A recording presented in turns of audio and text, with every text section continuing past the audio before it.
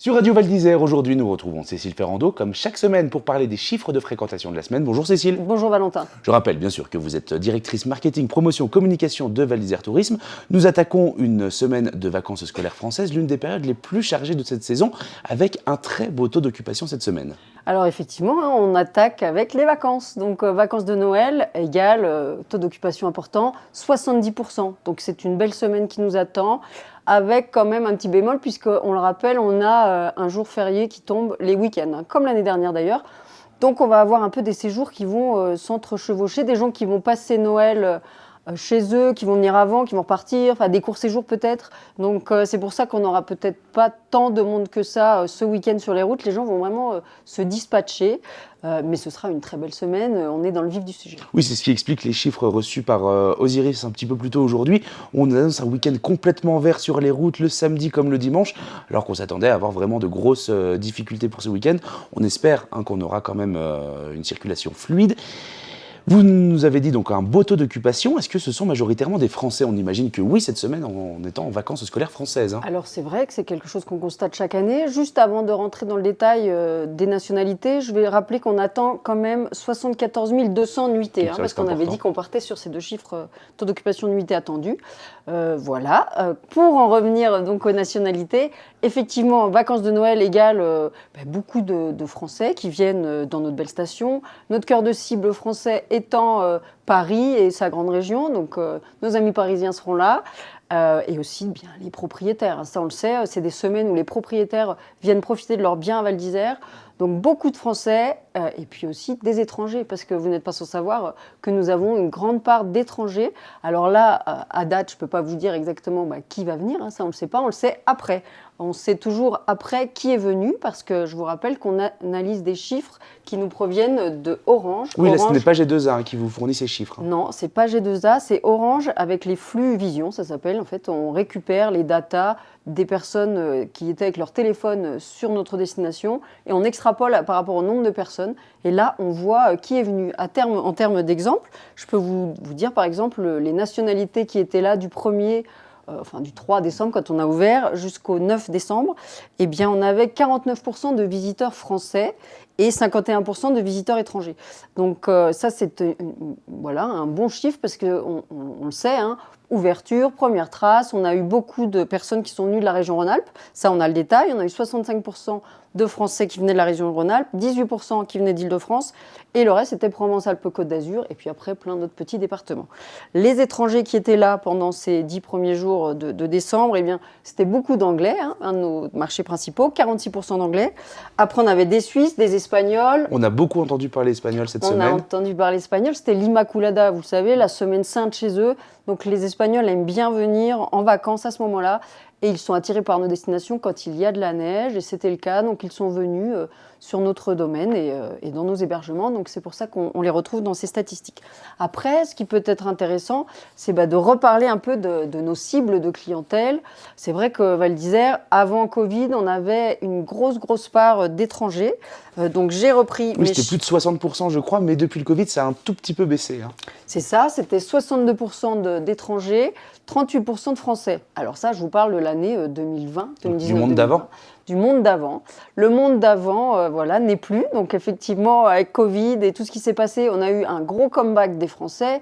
Alors ça, on l'a su, avec des taux d'occupation moindres. Pendant un hiver, on n'a même pas ouvert, donc évidemment. Mais ensuite, l'hiver dernier, il y avait quand même un retour des Britanniques, mais dans une moindre mesure. Souvenons-nous, parce qu'on a tendance à avoir la mémoire courte quand même, qu'il y avait toujours des contraintes sanitaires un peu compliquées en début d'hiver. Emmanuel Macron avait fermé complètement les frontières ça, on l'a pas oublié, aux Britanniques. Donc le Brexit aussi avait fait qu'il y a de nombreux tour opérateurs qui avaient décidé de quitter nos destinations, parce que trop compliqué au niveau du personnel. Donc on avait perdu des lits tour opérateurs, on en avait parlé la semaine dernière. Et donc tout ça pour dire que les Britanniques n'étaient pas autant au rendez-vous qu'attendu l'année dernière.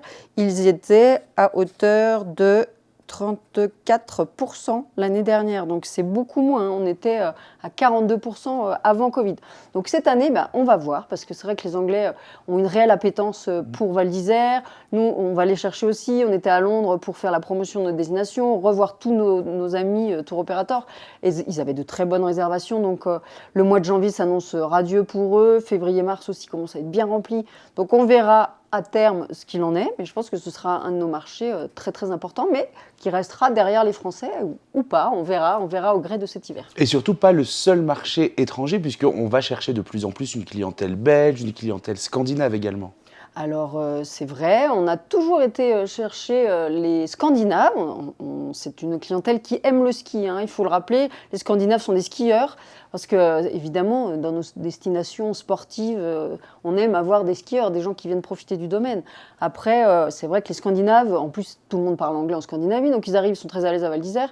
Et c'est des destinations qui leur plaisent. En plus, il y avait des tours opérateurs, il y en a toujours qui amènent ces personnes-là. On le rappelle, les tours opérateurs, ce sont une vraie force de frappe pour nous dans tous ces pays. Ce sont des intermédiaires, mais qui peuvent ramener beaucoup de clients dans la station. Donc c'est très important, hein. Parfois les gens se disent « Ah non, les tours opérateurs, c'est pas important », mais si, c'est très important. Donc Scandinavie, c'est un de nos marchés cibles.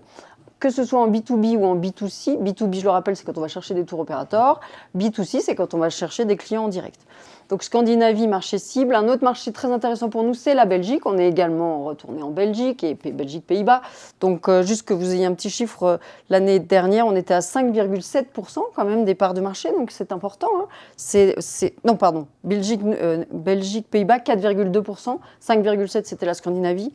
Et en plus de tous ces marchés donc, européens qui sont très importants pour nous, on peut rappeler qu'on a aussi quelques micro-marchés long courrier qu'on va chercher. C'est ce que j'allais vous demander. Oui, effectivement, on va encore chercher les Brésiliens, les Américains, les Australiens.